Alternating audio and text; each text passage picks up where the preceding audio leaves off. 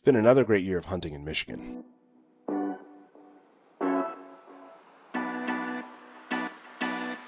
Had some wins, had some losses, but today I want to share with you some lessons that I've learned from this hunting season that will hopefully make you a better hunter. Now, this isn't a how-to video, as much as it is me sharing with you my journey of becoming a better hunter. It's hard to believe, but this is my 12th year as a hunter. I'm still learning a lot and am by no means an expert in this practice. But one of the things that I wish that I had along this journey was someone who was just maybe a few steps ahead of me, sharing with them lessons that they've learned each year of their hunting experience. So that's what this video is about. I want to share with you the 3 biggest lessons I've learned from this past year in hunting. Let's go. Okay, so probably my biggest takeaway from this year of hunting is that I need a new crossbow. And if you're somebody who's looking to get into bow hunting and you want to start off with a crossbow instead of a compound bow, which is something I definitely recommend. Crossbows are a lot easier to operate. Compound bows take more skill and more practice to use well. But if you're going to spring for a crossbow, there's one feature that I think is absolutely essential, and one that I chose to bypass because the cost was going to be a little bit more than what I was willing to pay at the time. And that is a decocking mechanism. One of the benefits of having a compound bow or a recurve bow is that you pull the arrow back before you're ready to shoot, but if you don't shoot anything, you can just release that pull and you can remove the arrow from the device. Now, with a crossbow, you end up having to pull the string back and locking it into place, and if you don't have a decocking mechanism, then you end up having to shoot the bolt that you've loaded, regardless of whether or not you're shooting it at an animal that you want to harvest. Now, my crossbow, which works great, doesn't have a decocking mechanism. So every time I pull the string back and load a bolt, I have to fire that bolt. Or I can choose to fire a decocking bolt, which I did have, but now I no longer have because I had to shoot it into the ground in the field after failing to harvest any deer. Now, if you found a reliable hunting spot, especially earlier in the season, more on that later, then you're probably going to end up shooting your bolt at an actual animal that you're going to harvest, which is not a problem. But my hunting season went into January and the hunting got a lot harder. And so the final 3 times that I was out in the field, we didn't harvest anything. So those are 3 times I actually had to fire the bolt without shooting it at an animal. And I lost all 3 of those bolts. Now, fortunately, the cost of buying a decocking mechanism for your crossbow is not that much more expensive than a crossbow that doesn't have a decocking mechanism. Now, if I had to go back in time, I probably would have saved up a little bit more money and bought a crossbow that was a little bit higher quality than the very entry-level one that I purchased, and one that had a decocking mechanism, so that if we didn't end up harvesting anything, I could just wind the string back into place without having to fire the bolt. So, first lesson, buy a crossbow that has a decocking mechanism. It's totally worth it, and I wish I had done it. Hey folks, I just wanted to take a break and let you know that one of the best ways to get the most out of the content on this channel is to subscribe to my newsletter. Every Sunday, I give you more depth and insight into the topics I cover on Out There JCH, including thoughts and perspectives that I don't really share on this platform. The newsletter is free to sign up, and as an incentive to becoming a subscriber, I'm offering a free wild food resource guide that will help make you a more capable harvester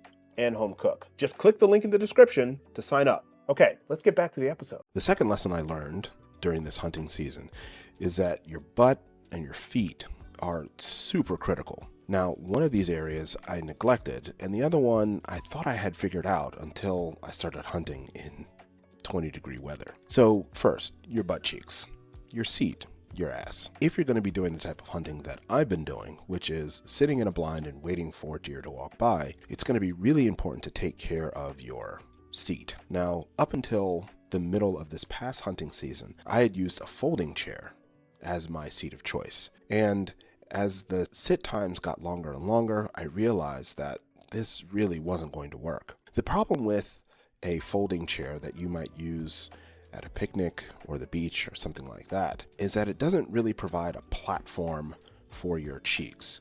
And what ends up happening is that you kind of hammock yourself in your seat, which puts a lot of pressure right on your tailbone. And so for me, especially being a bigger guy, sitting for 2.5, 3.5 hours in the chair really got uncomfortable. And the other sort of not so great thing about sitting in a collapsible chair is that you can't really adjust and sit on one cheek and give the other one a rest because you're hammocked into place. So I decided to follow the lead of my friend who I went out hunting with the most this year and spend money on a proper swiveling hunting chair. And from the first 20 minutes of using that chair for a hunt, it was totally worth it. The ability to sit on a platform, to move, to be able to change positions in the seat was really crucial for those long, cold sits.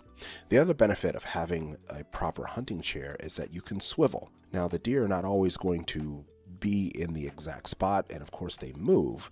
So being able to swivel and swivel silently is really important so that you can make those adjustments to take the ethical shot. Now, I've talked about and written about footwear in hunting and why it's so important to get that right. And as I mentioned, barefoot footwear I really like because it allows your foot to move within the shoe, which improves circulation and keeps your feet warm. But those have limits. When the weather got really cold in December and January and we were still hunting, I found it necessary to include toe warmers. But I made a really big mistake that ended up being fairly painful on probably the coldest hunting outing of the year. I wore my darn tough hunting socks and I included a toe warmer. But my mistake was in the number of socks that I wore. I decided to go with 2 thick wool socks and toe warmers, which essentially reduced my ability to move my foot within my boot. And so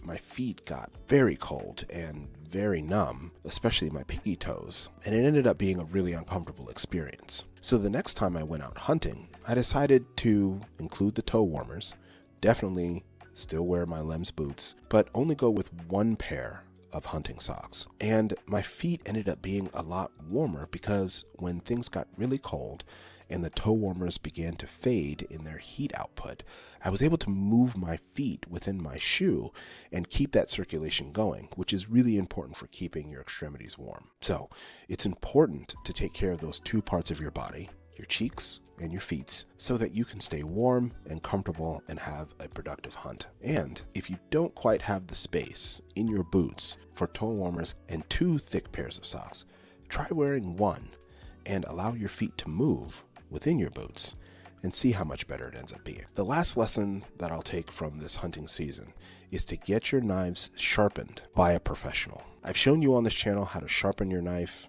using a whetstone at home, and I stand by that as a way to maintain the sharpness of your knives. But one of the things that I ran into in the few times that I harvested a deer this season was my knives were not that sort of razor surgical sharpness that I was seeing on other channels and by other hunters, which allowed them to really work through their harvest quickly, especially in the field. So after the deer season ended, I decided to seek out a professional knife sharpener, and I can't tell you the difference that it made in sharpness and my ability to make good cuts compared to how sharp I was able to get my knives at home. Now, I still plan to practice my knife sharpening skills because I don't like being completely dependent on someone else for such an essential part of my kitchen activity. But nothing compares to how sharp your knives can be when you let a professional work on your knives and get them to a level of scary sharp. And probably the biggest thing that held me back from using a professional knife sharpener was the cost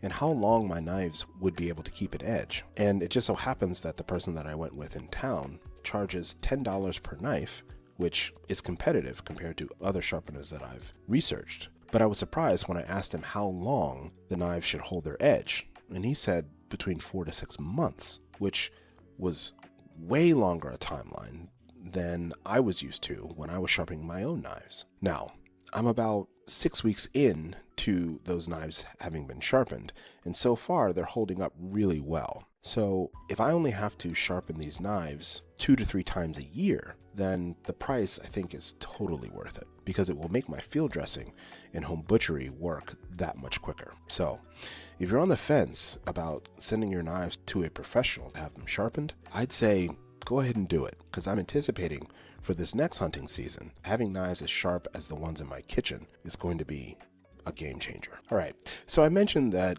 this hunting season had some wins and had some losses. The first win was I was able to harvest 2 deer, which I'm very grateful for, and has been just a wonderful experience in continuing my journey as a hunter. Now, my plan was to harvest 4 deer this year, and I think that was a wise plan, even though we didn't meet that goal, because we don't have a lot of deer left in our freezer. So for this coming hunting season, one change that I'm going to make is to hunt earlier in the season. My first hunt wasn't until the end of October, and by then the archery season had already been open for 3 weeks. Now, finding time amidst my day job is always a challenge, but the more deer I'm able to harvest earlier in the season means the fewer times I have to be out in the freezing cold trying to fill my freezer. So the goal for this coming hunting season will be to harvest those 4 deer before the Thanksgiving holiday. Not Thanksgiving, Thanksgiving. And finally, the last thing that I want to do for this upcoming hunting season is to bring more people along